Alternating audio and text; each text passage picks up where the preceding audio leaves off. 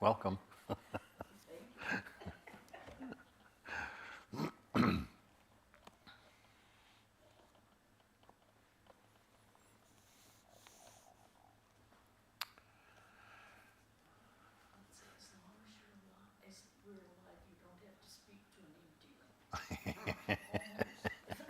That's all my classes I do in my room, it's empty. It's like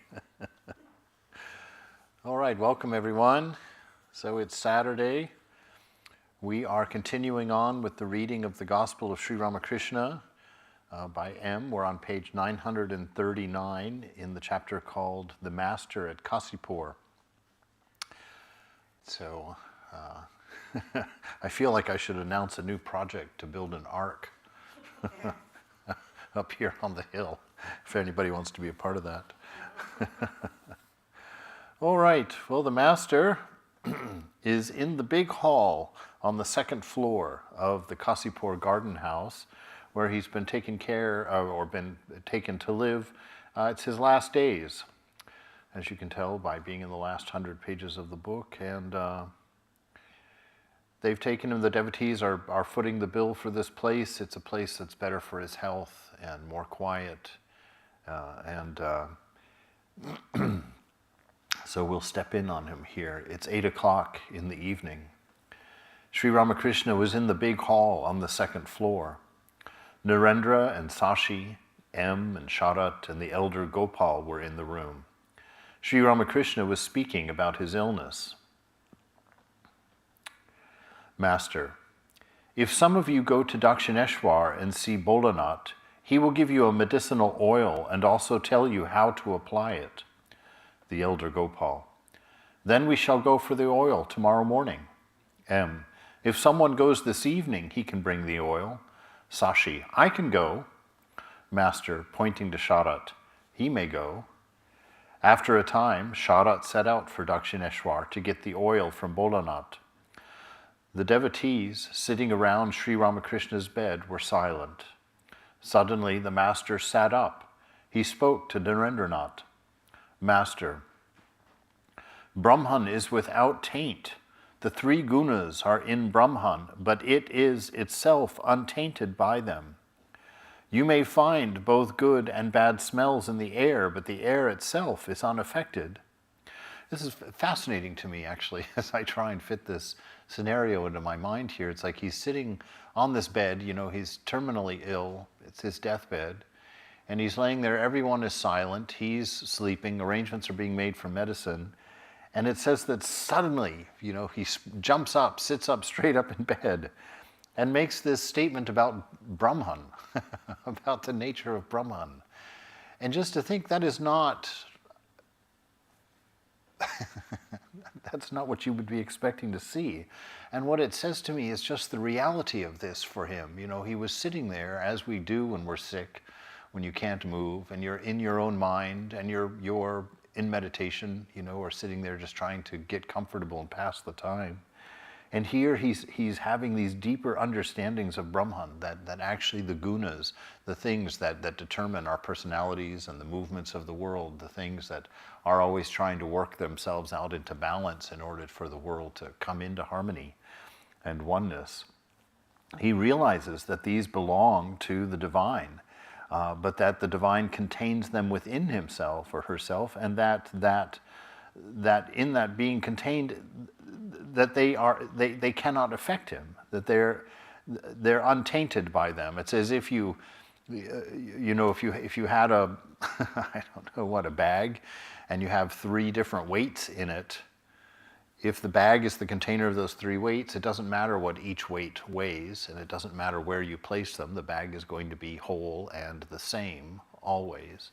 And so he's telling us here that Brahman, this, what I call the dream material of this created world. By dream material, I mean Brahman is that which, literally, which your dreams are made of, right? When you're dreaming at night, and you're in that world, where you're seeing an ocean, a mountain, a tree, a flower, a car, a person. Those things obviously aren't in your head, right? And they're more clear than just a memory or a faint outline of them. They're experienceable. They have substance. You walk amongst your dream world. You can feel, taste, touch, hear, and smell all of those things. And so what is it in your dream that has become all of these things? What, if it's not the ocean, what is it that you're looking at? It looks like the ocean. It'll feel like the ocean. You can swim in it like an ocean, but it's not an ocean. It's a dream ocean.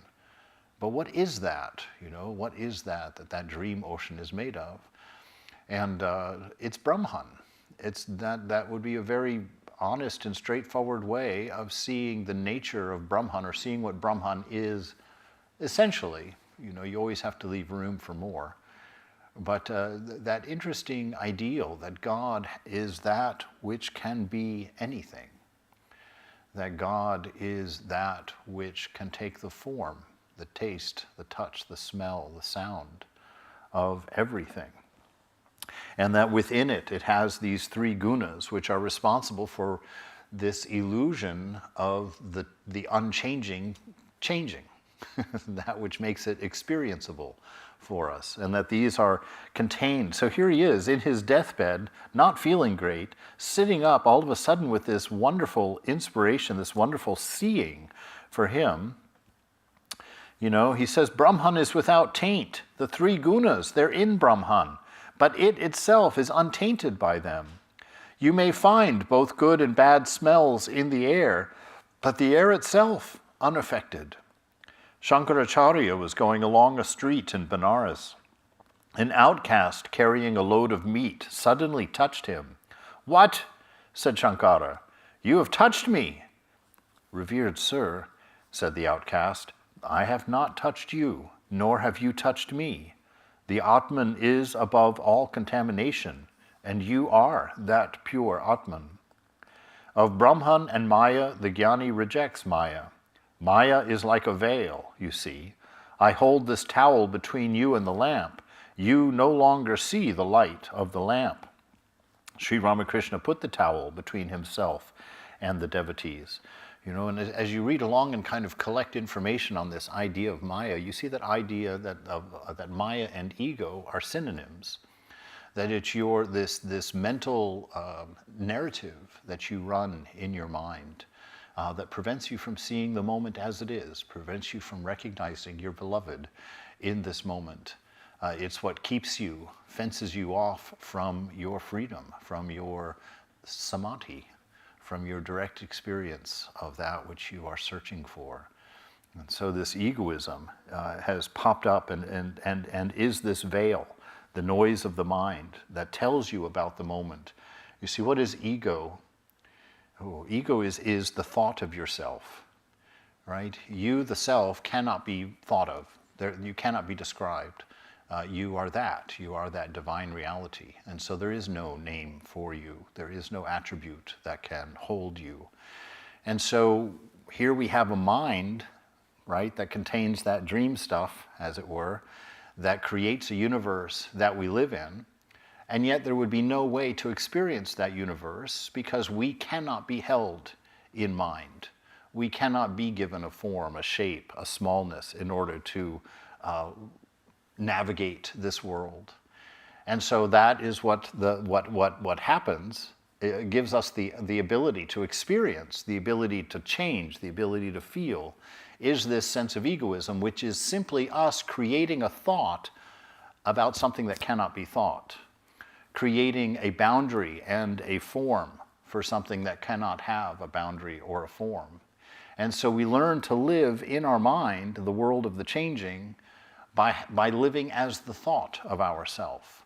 And that thought of ourself is just a thought, right? And so it's constantly searching for validation of its own existence, right? So that's why it causes us to do things like, you know, try and become arrogant by finding out how good we are, or becoming totally self-destroyed by thinking how bad we are. Anything that makes you exist, anything that gives you a form, this ego puts into your mind. And so you can no longer see things as you are, because you're not seeing them from the universal perspective of isness, of your true nature. No, you've created a pinpoint to look through within your mind and given it attributes and ideas, a past and a future. And all of those ideas and thoughts about yourself are not direct experience.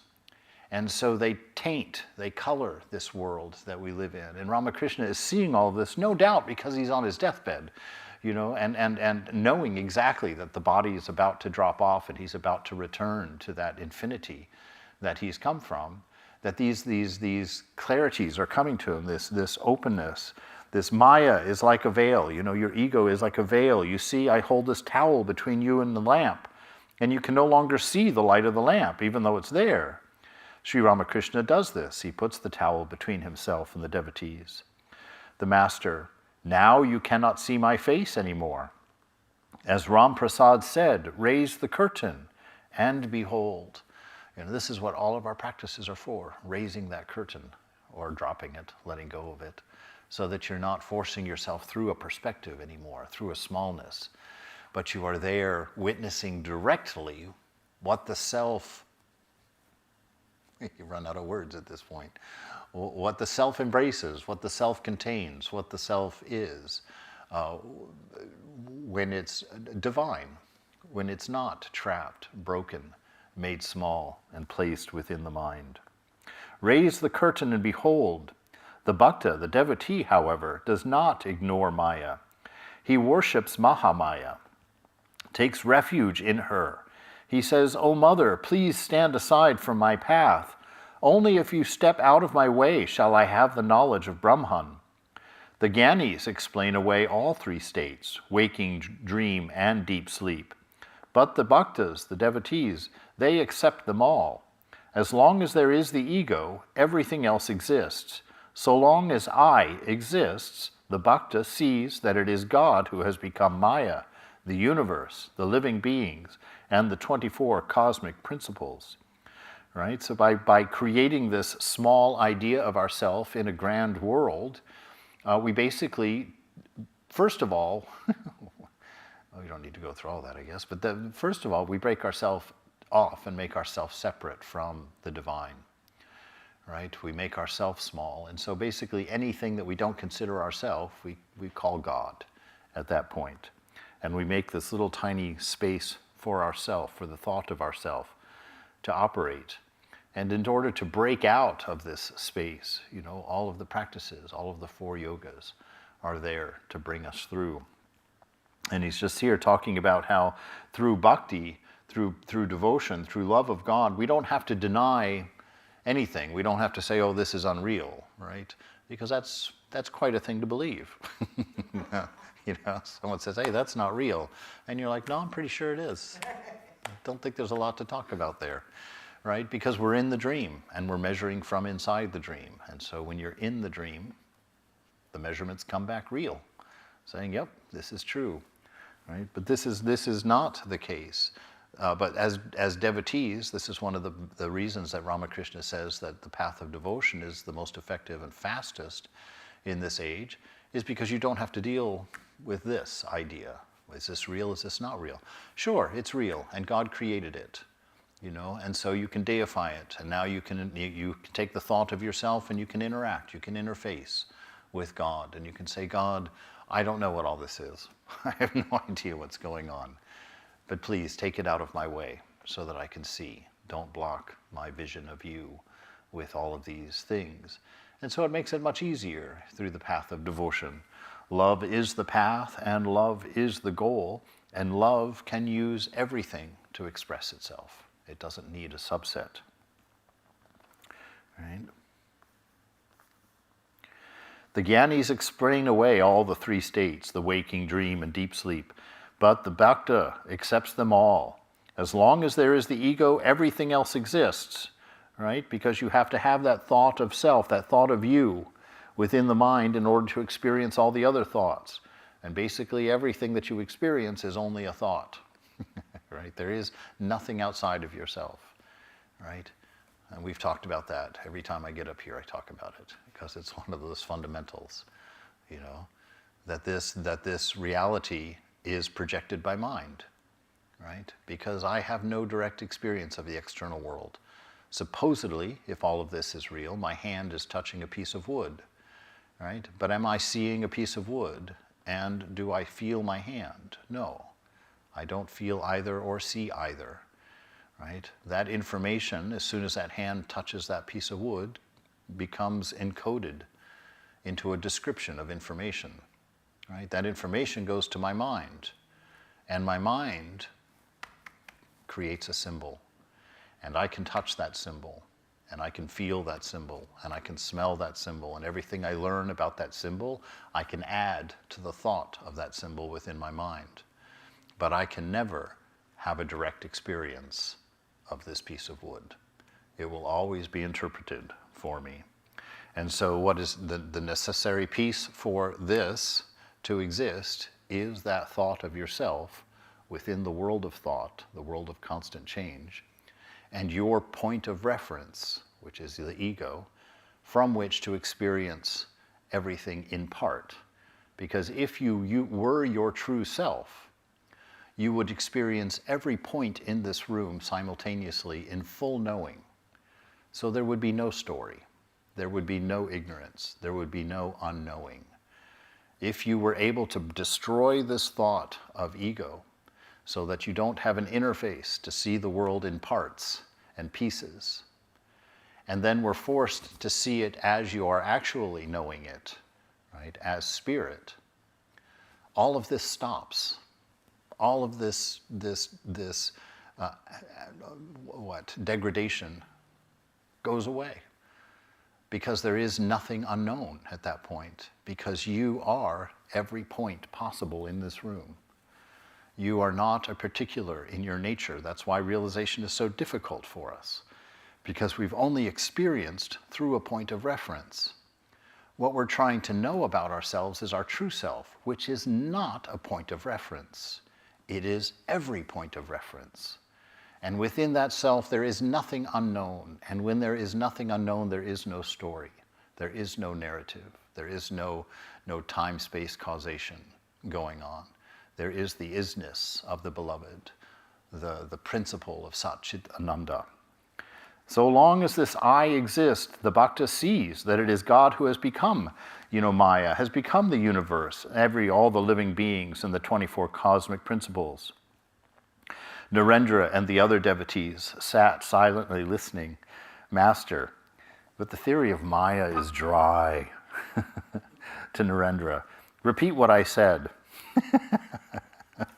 Narendra, Maya is dry. Sri Ramakrishna affectionately stroked Narendra's face and his hands and said, your face and hands show that you are a bhakta, but the jnani has different features. They are dry.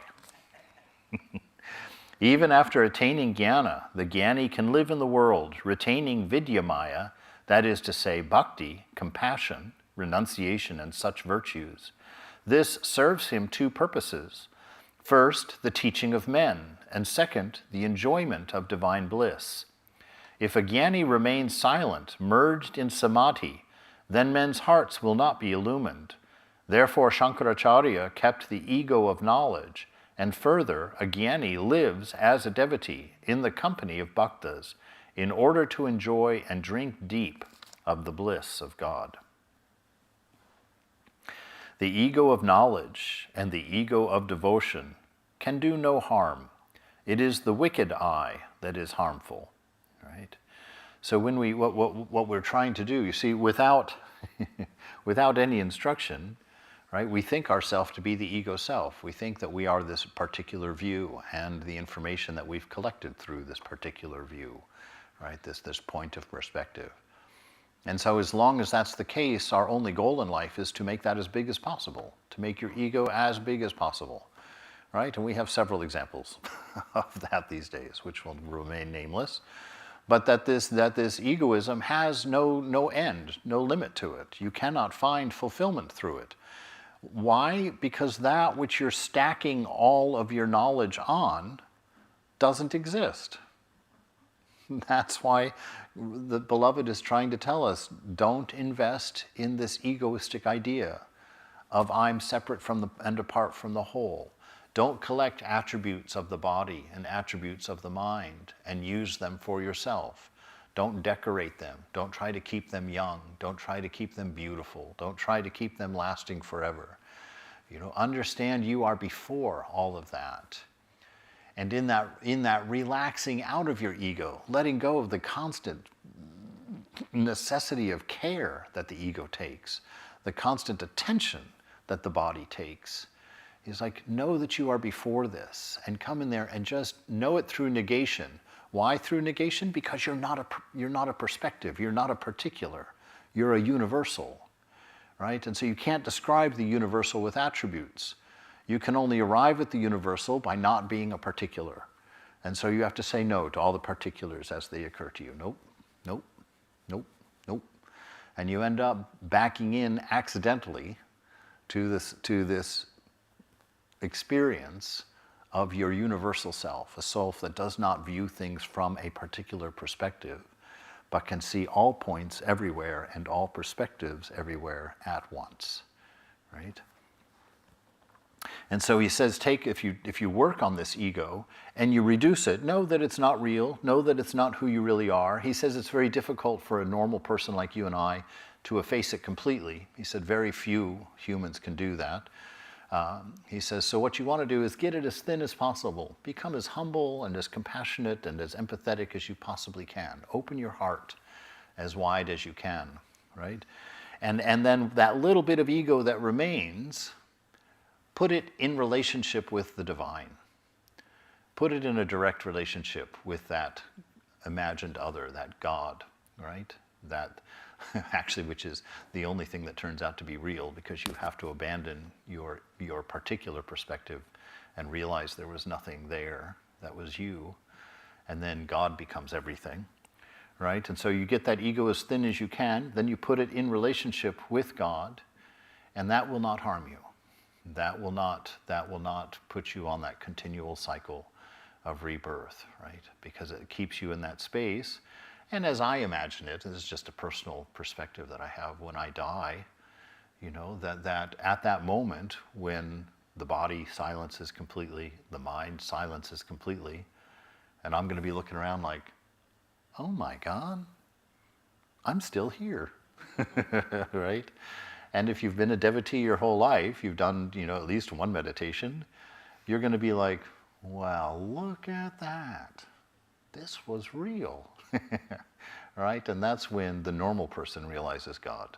That's when the normal person abandons this wheel of samsara. Because you sit there looking, no body, no mind, no noise, no definition, and yet here I am.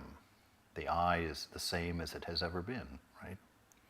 After realizing a God, a man becomes like a child. There is no harm in the ego of a child.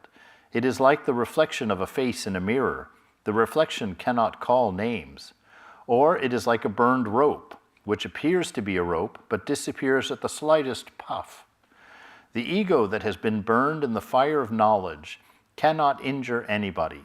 It is an ego only in name, right? So this ego that has become aware of its falseness, has become aware at least of its unreality ultimately.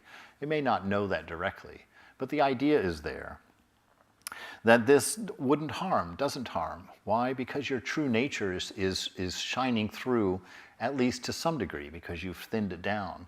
Satchitananda has not been completely redirected anymore. You see, when you've got a thick ego, when Satchitananda shines through that, it basically becomes the will of the ego, right?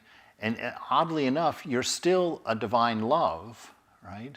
But now your divine love has conditions, and it looks in search of self-interest.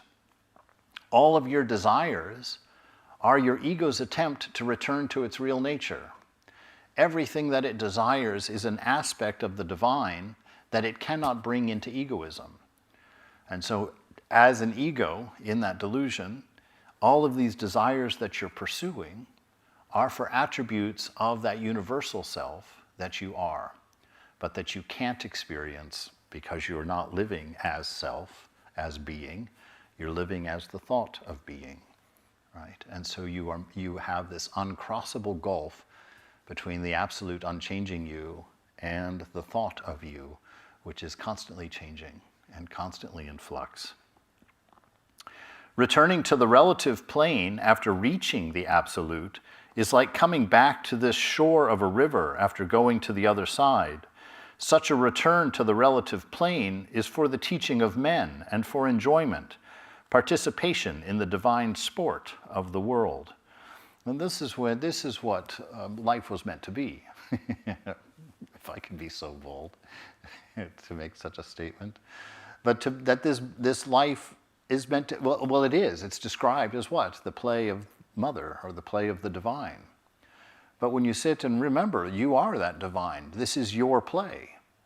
And if you can remember that this is your play, that this body is not your definition, its limits are not your limits, that this mind is not your mind, and its limits are not your limits. If you can have faith in that, because that's why Ramakrishna says that faith is the root of all, it's the root of everything. If you can accept this truth, then you can play this game like it was meant to be played, right? You can walk on water, you can throw a mountain in the ocean, you can feed 7,000 people at the Sea of Galilee, right? You can do all of these things.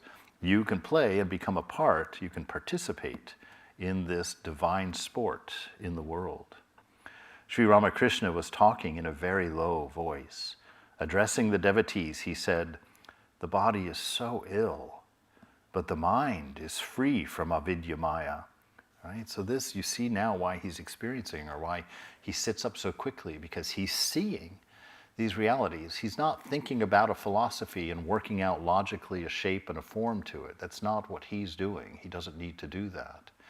These are the gems that we find when we place our place our identification of ourself before the mind and before the body. That this is what you see. You know, that you become aware of your immortality. You become aware of your universality. You become aware of all these things. And he says, the body is so ill. Yes, I'm dying. Yes, this experience is limiting itself through this body. But the mind is free from what? Avidya maya. Free from this darkness of egoism, right?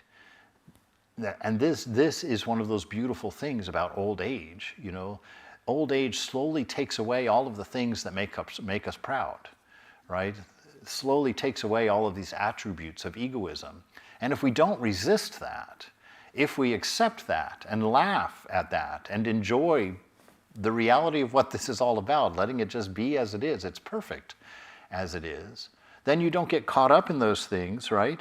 And you don't get blinded by those things. And as the ego begins to diminish with age, which would be a natural process if you accept it, if you embrace it, invited in for tea, as Hafiz would say, that you become more and more and more aware of the nature of this world, you know. Again, I talk about my age, but it's exciting to me, you know, that I've turned 60 and I've realized I was in the monastery, or I have been for 26 years. And when I add 26 years, because that's gone really fast, when I add 26 years to 60, I'm 86 years old. And the first time I thought about that, which was less than a year ago, I sat back in my chair and I was like, "Monk, you better get busy. Your days are finished.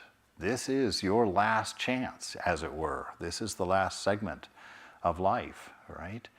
This is the time when we need to sit still, you know, and this is why Mother makes a body at that age so willing to sit still, you know.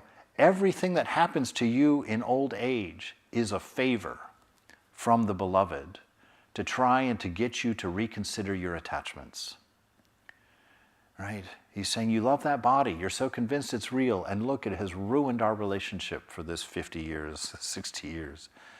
Let's turn that volume down. Let's make it a little weaker. Let's make it a little sicker. Let's make it a little less easy to beautify, right? Let's grow something on it, right?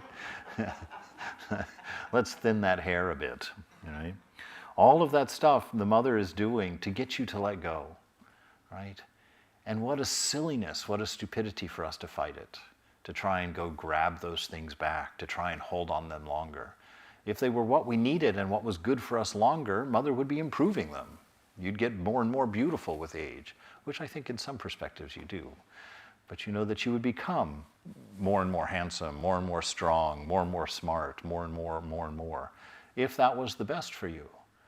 But it's not. That's where all of your suffering has come from. And so Ramakrishna is sitting here, really in that state and seeing these things directly and understanding that this ego is unreal. It can be blown away by a puff if you would stop considering it to be yourself. Right? Sri Ramakrishna was talking in a very low voice. Addressing the devotees, he said, "The body is so ill, but the mind is free from avidyamaya. Let me tell you, there is no thought in my mind of Ramlal, or of home, or of wife.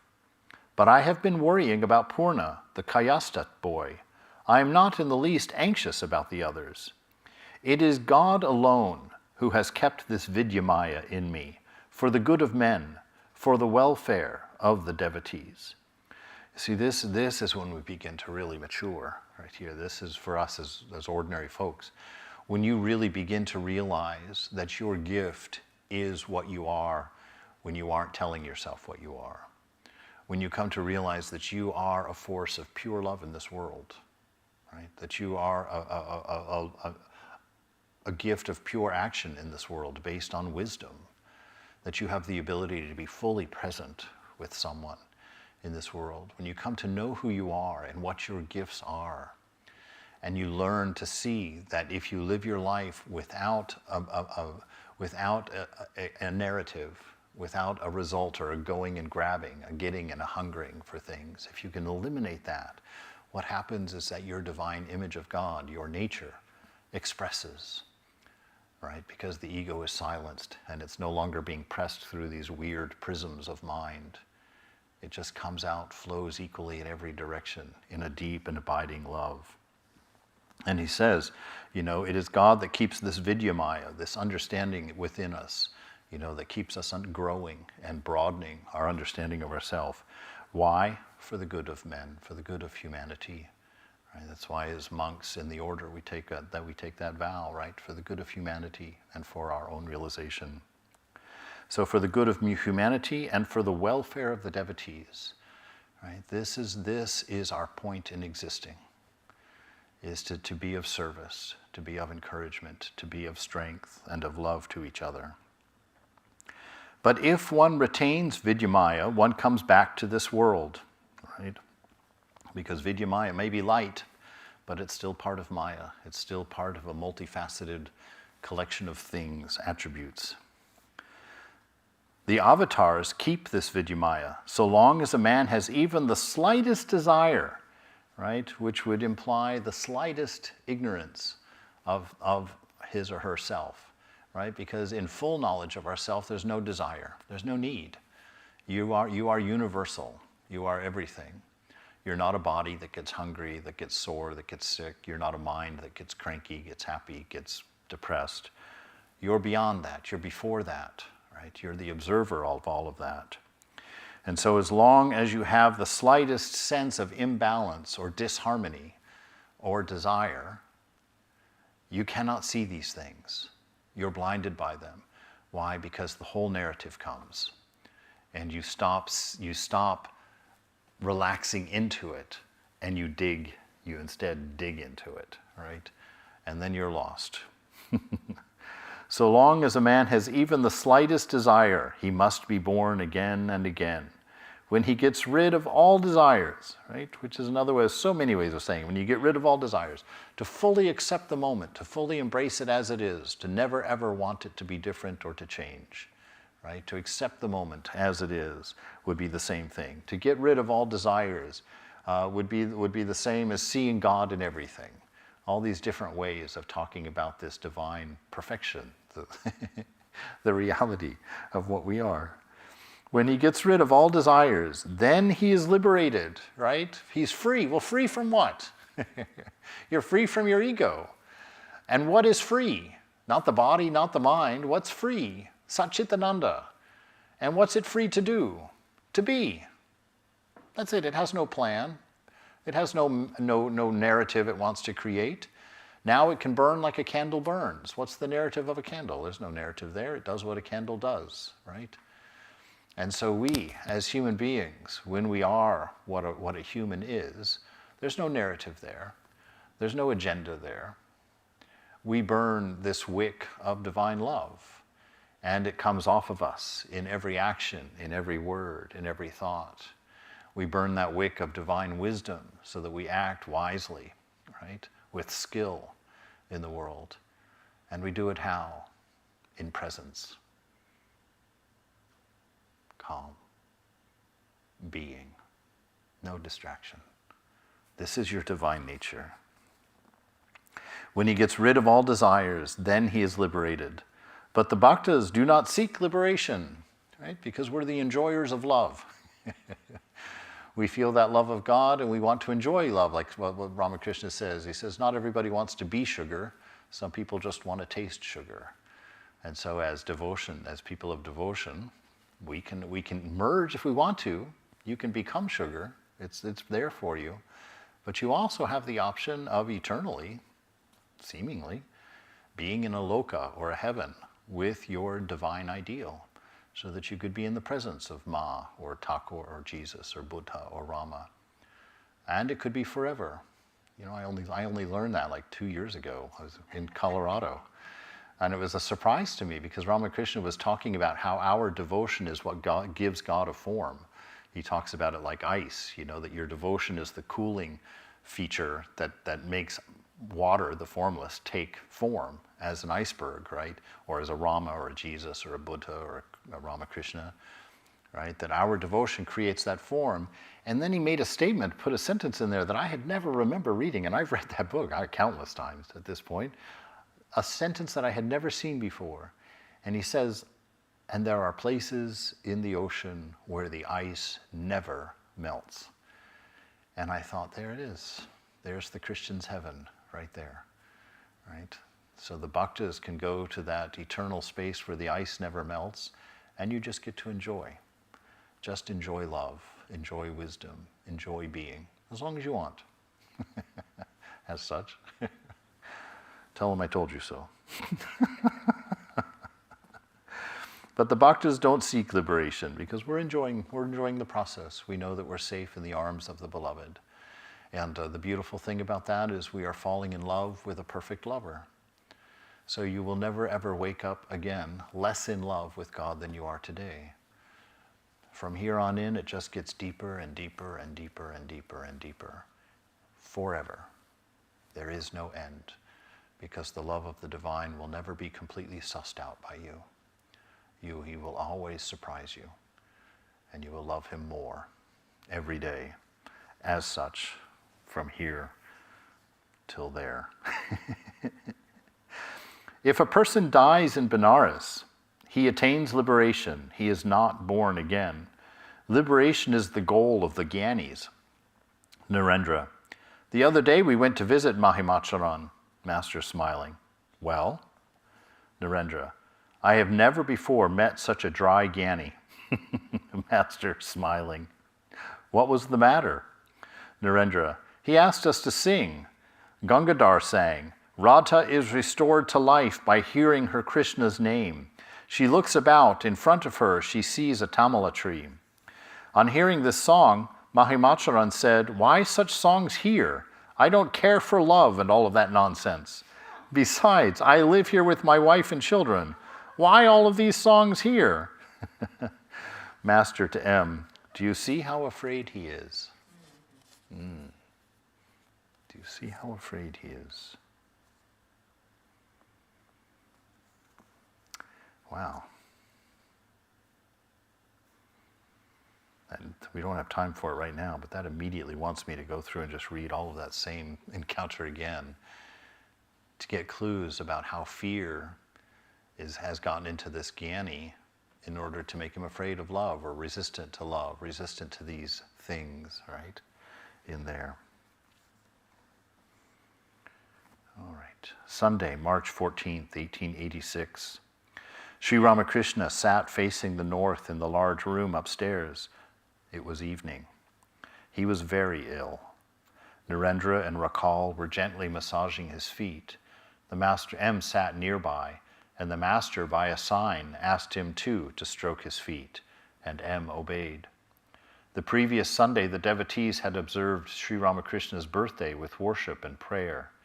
His birthday, the year before, had been observed at Dakshineshwar with great pomp, but this year, on account of his illness, the devotees were very sad, and there was no festivity at all. The Holy Mother busied herself day and night in the Master's service. Among the young disciples, Narendra, Rakal, Naranjan, Sharad, Shashi, Babaram, Jogin, Latu, and Kali, they had all been staying with him at the garden house. The older devotees visited him daily, and some of them occasionally spent the night there. That day, Sri Ramakrishna was feeling very ill, and at midnight the moonlight flooded the garden. But it could wake no response in the devotees' hearts. They were drowned in a sea of grief. They felt that they were living in a beautiful city besieged by a hostile army. Perfect silence reigned everywhere. Nature was still, except for the gentle rustling of the leaves at the touch of the south wind. Sri Ramakrishna lay awake. One or two devotees sat near him in silence. At times he seemed to drift off. M was seated by his side, and Sri Ramakrishna asked him by a sign to come nearer. The sight of his suffering was unbearable. In a very soft voice and with great difficulty, he said to M, "I have gone on suffering so much for fear of making you all weep. But if you all say, 'Oh, there is so much suffering, let the body die,' then I may give up the body." These words pierced the devotees' hearts. And he who was their father, he who was their mother, their protector, had uttered these words. What could they say? They all sat in silence. Some thought, is this another crucifixion? The sacrifice of the body for the sake of the devotees? It was the dead of night, and Sri Ramakrishna's illness was taking a turn for the worse. The devotees wondered what was to be done. One of them left for Calcutta. That very night, Girish came to the garden house with two physicians, Upendra and Navagopal. The devotees sat near the master. He felt a little better and said to them, "The illness is of the body. That is as it should be. I see that the body is made of the 5 elements." Turning to Girish, he said, "I am seeing many forms of God. Among them I find this one also, meaning his own form." All right. We'll stop there for the day.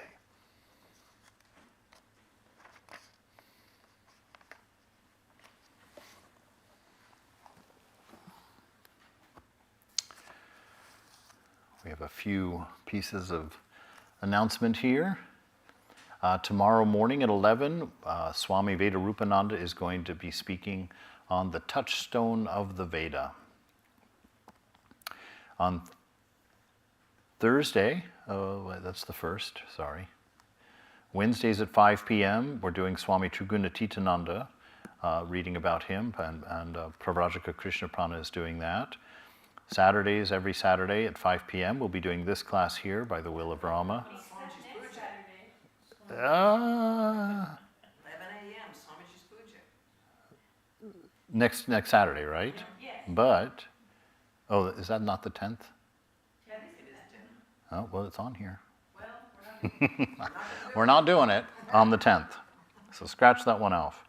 All right. And on the 31st, Swami Sarvadevananda will be giving the Bhagavad Gita class here. So Saturday the 10th, Swami Vivekananda Puja, the worship of Swami Vivekananda's birth anniversary. 7 a.m., there's going to be a breakfast offering. At 11, we'll start the worship here in the shrine. And at 12:45, there will be a homa fire down in the convent and a prasad lunch. So that's this coming Saturday. So come. It's always a wonderful time. And then the 20th Tuesday, just to mark on your calendar, there's Swami Brahmananda Puja. That will be at 11 a.m. with the same homa fire and a prasad lunch afterward. So just as I always like to remind everyone, this is your place. the 17th is The 17th. Ah, there it is, okay. Another Karma Yoga Day. Today was fun, so do it again. Yes, indeed. It's always good. Really, the devotees are a beautiful set of people. All right. Jai Ma, Jai Thakur, Jai Swamiji. Go forward.